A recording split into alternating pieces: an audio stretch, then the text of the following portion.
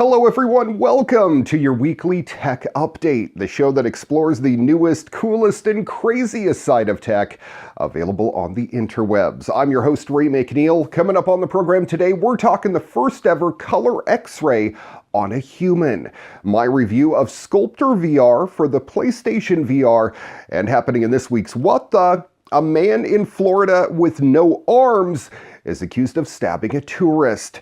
That and a whole lot more coming up on your weekly tech update next.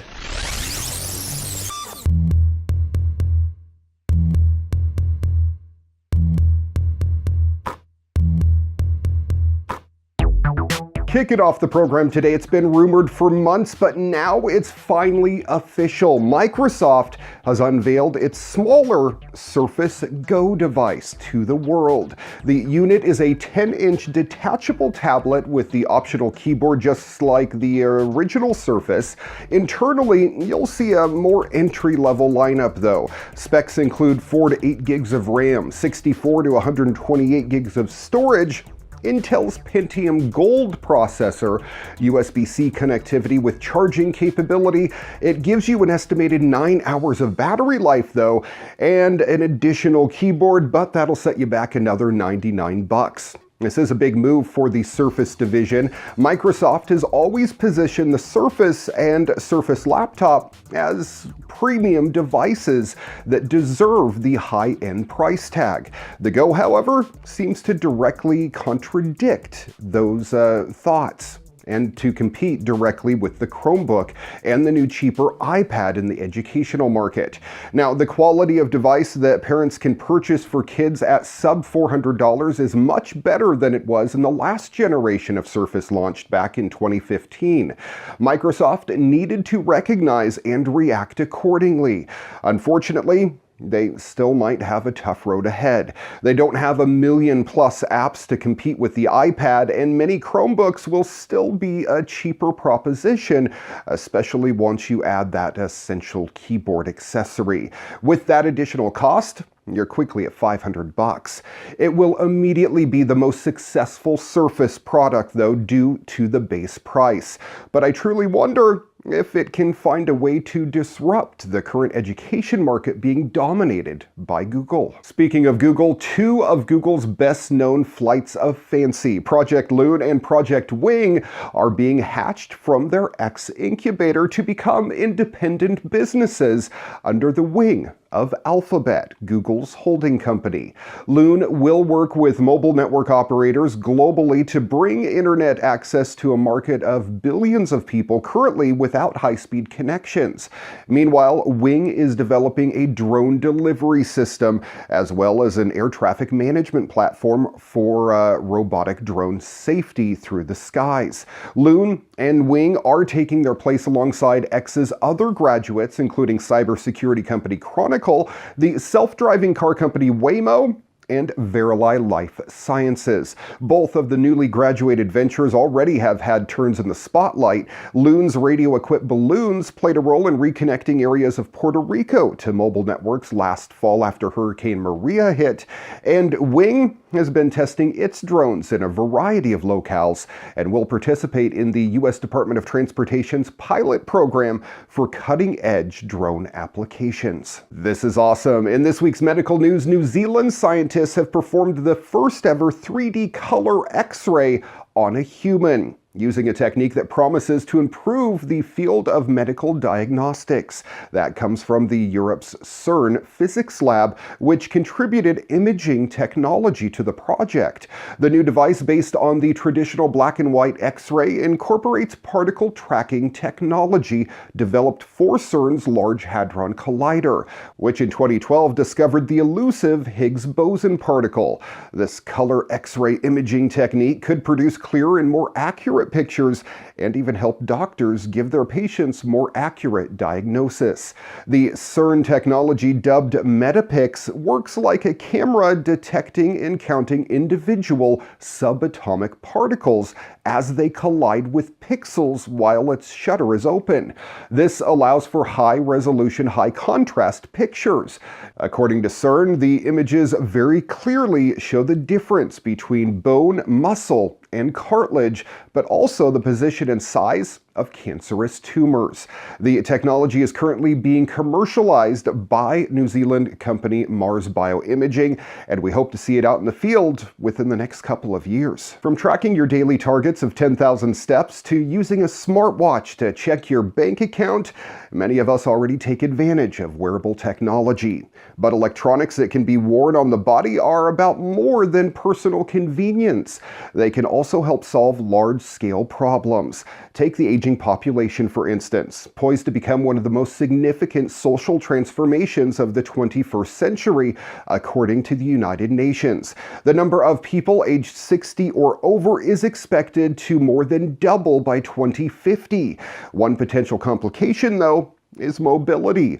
As we age, as you know, it gets more difficult to move easily, something that can undermine quality of life and pose a challenge in offices, public spaces, and even your home. A new kind of wearable technology may help. A lightweight, comfortable, quote, super suit designed by Seismic Works with the user's muscle to help boost their power. The suit's electric muscles, powered by tiny motors, contract in a way that mimics human muscles. These electric muscles are integrated around the joints of the body and attached via grips in the clothing. Now, these grips function like tendons in a human body. Computer and sensors tracking body movements are also integrated into the suit. Software tells the muscles in the clothing when to activate. The hard technology components, such as motors, batteries, and control boards, are all incorporated into these hexagonal low-profile pods designed for maximum comfort. Seismic aims to launch this suit, the first item in their range of powered clothing, at the end of the year in markets including the US, Japan, and the UK. Decreasing muscle strength affects everyone as we get older. Once you hit age 60, age-related muscle loss accelerates, going from 0.5% per year to 2% at age 70 and 4% at age 80. Wearable apparel has wider potential beyond the senior market too. Research is underway to develop products to assist those who have suffered strokes and children with muscular dystrophy. There also are occupational safety and industrial applications. Wearable technology is in its infancy. After all, a decade ago, for example, a batteryless wearable that fits on your thumbnail to detect UV exposure would have completely seemed all but impossible. 10 years from now, technology will only be more invisible.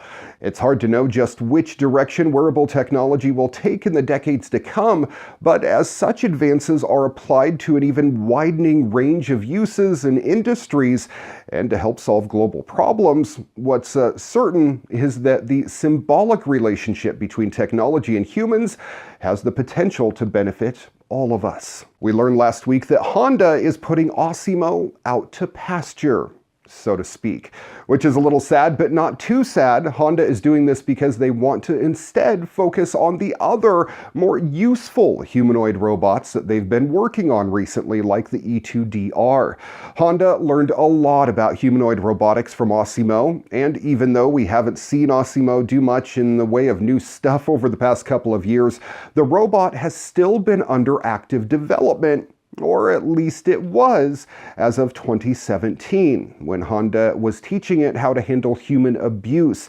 Nobody likes to see robots getting pushed or kicked, but we can make exceptions when roboticists are doing it for research-related reasons. For example, to demonstrate how resilient their quadrupeds or humanoids are by trying to shove them over. Boston Dynamics is famous for this, but Atlas is not the only humanoid talented enough to mostly keep itself upright in response to aggressive prodding. Honda Research presented a rare look inside ASIMO, both literally and figuratively. They've been working on teaching ASIMO creative ways of handling shoves by making dynamic transitions from standing or walking to hopping or jogging when necessary to keep its balance, just like humans do. What you're watching in the video is ASIMO recovering from two shoves. One is the forward direction, and then one in the lateral direction. Shove recovery for humanoids in general is accomplished by keeping your center of gravity within the area that your feet are able to support. To recover from a forward or backward shove, most people take a step or a series of steps proportional to how hard the shove was. A stronger shove requires a bigger step from you, or smaller steps to keep your torso mostly above leg and foot.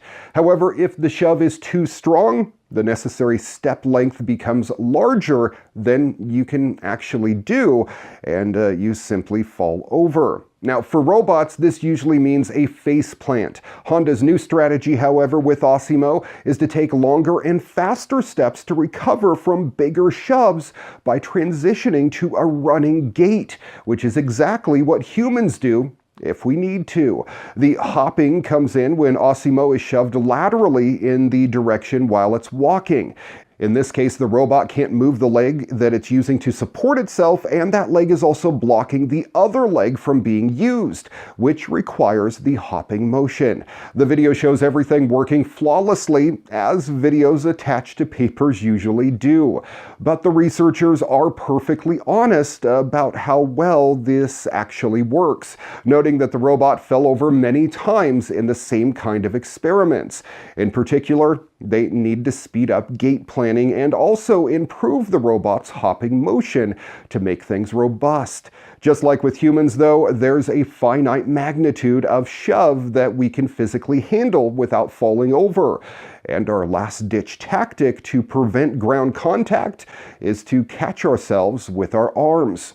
Even if we don't see anything new from ASIMO going forward, we'll be able to look at behaviors like these in Honda's future robots and remember where they came from.